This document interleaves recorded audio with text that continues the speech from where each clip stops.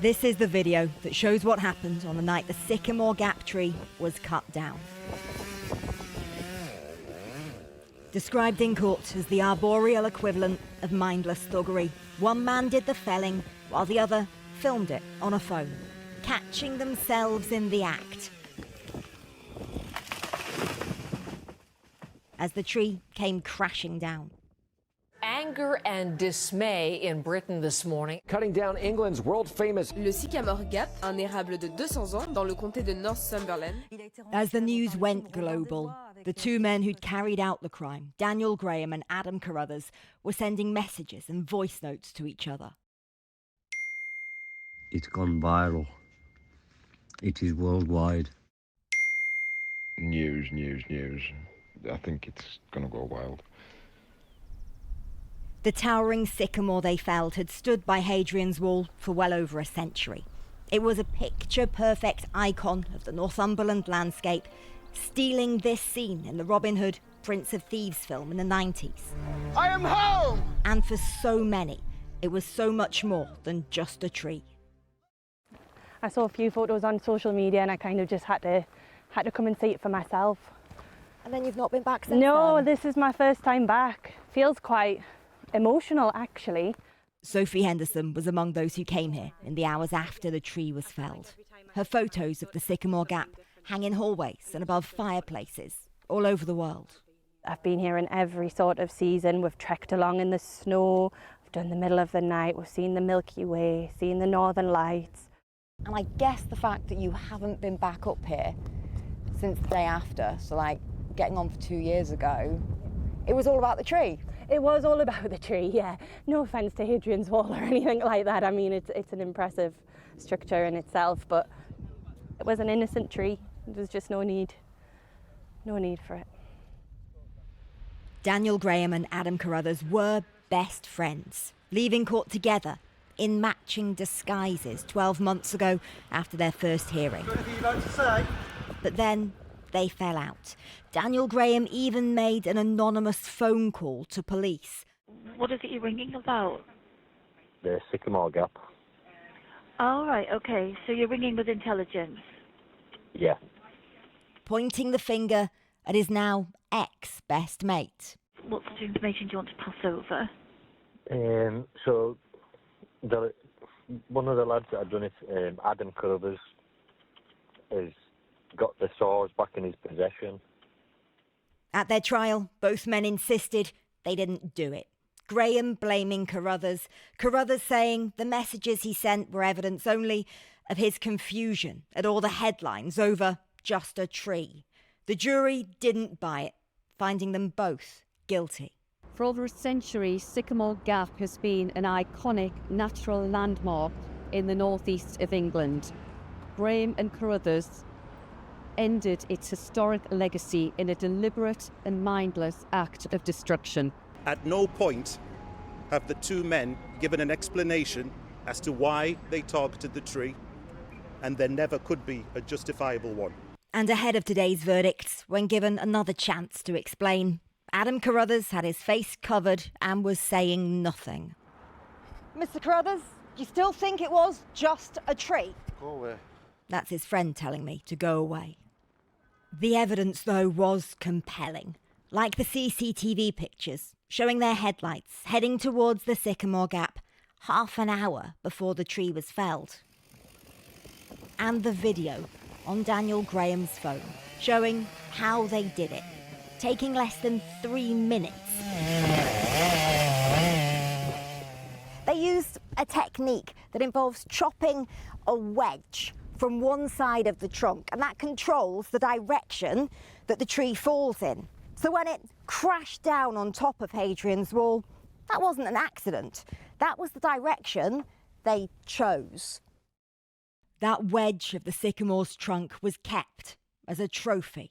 A photo was taken of it in the boot of the car next to the chainsaw they used. And yet, when the men were arrested and their homes searched, they weren't found. It's like, imagine stealing the FA Cup. You can't show it to anybody, you know, you can't say, go, look, it's mine now, you know. So you can't really say, oh, here's a piece of Sycamore Gap which I cut from the tree when it was felled. Do you know what I mean? It's just like that just doesn't make any sense at all. Exactly a mile from the Sycamore stump, Steve Blair runs the Twice Brewed Inn, where walkers come for well-earned pints. And with the image of the tree as their logo, what happened and why are recurring conversations. I'm guessing also one of the main questions that gets asked by people in here is why? Yeah, I know. People ask, any reason why? Any reason why? And we have no idea why. The only people who know why tonight are in prison, remanded in custody until they're sentenced in July, and knowing they could be facing significant jail terms. Of course, no sentence will bring the tree back. However, there is hope. In fact, 49 trees of hope from saplings. And also, growing from the stump, there are now green shoots. Really is quite heartbreaking now for it to be gone. So let's hope that something grows back and fills the space again for future generations. And so the tree, that to many was not just a tree, might not just live on in people's memories. So just how significant was the Sycamore Gap tree? Kevin Martin is the head of tree collections at the Royal Botanic Gardens, Kew, and he joins us from there now. And Kevin, I know you're next to one of the most famous oak trees in Kew and a new installation that's been put in next to it. How do you explain the sort of the emotional reaction that we have to trees and the outrage that was felt over this crime? Yeah, that's the amazing thing when we think about trees. It's the cultural heritage and the passion that people have.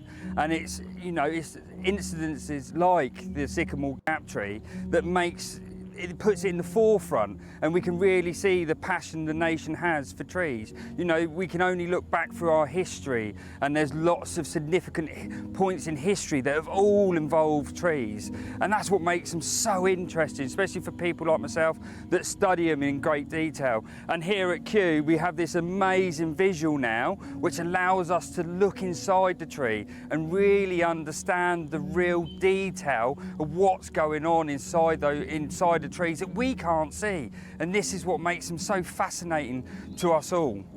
Yeah, and that image, I know, I should declare my interest as a trustee down at Kew, is of the tree to your right, which we could also probably have a look at. Now tell us, you know, the felling of this tree wasn't just a tree, was it? It was all the symbiotic relationships that go with it. Yeah. Exactly, it's the biodiversity that all trees hold, but not only that, it's the ecosystem services that we require for us as humans, you know, the cooling of the air, the removing of particulates, and the shade that they provide where we can all picnic and share stories. And that's what's so fascinating with them. And we walk past them and we never truly take time to understand what's really going on. And that's why installations like this Kew is so amazing, to allow us to have that time to sit here and look at this amazing visual, to really understand what's truly going on to trees and get that deeper connection. And that's what's always fantastic. And that's what's amazing about the Arboretum here at Kew. Got so many diverse tree species. Now, some people might say, well, you can always plant another one. Why does planting a new tree not replace what you've lost? It takes many years. The Sycamore Gap tree, for instance, was a really big tree, and it was a landscape feature. To replace that landscape feature is going to be more than our lifetime. And that's what we have to understand. We have to think of trees in tree time. We're so used to using human lifetimes when we think of all the surroundings around us. Trees grow really slow, and they observe history, and they see so much, not only what goes on around them, but also with the environment and the climate. They can't move, they have to stand there and take it all in, and that's what makes them so magical. And do you think there are things we could do to protect trees in the landscape beyond what we do? And for you, does criminal damage kind of do it, you know, as a crime? Is it bigger than that? I think it is bigger than that. You know, it's a massive loss to biodiversity. it's really important that we do protect all trees, and they're going to be so vitally important as we move and climate change shifts and we're getting warmer, our climate's changing. We need trees, we need this greenery to help cool the environment, and I do think that we're going to have to look at how we protect trees going into the future, because they're going to be vital bits of green infrastructure, and they're not just pretty things in the landscape. They're doing lots of functions for the ecosystem services, and we're only just scratching the surface on the understanding of the importance of these ecosystem services that trees provide. So I do think as a nation it does bring to the forefront the importance of trees when we see incidences like this with the Sycamore Gap. Kevin Martin, thank you very much.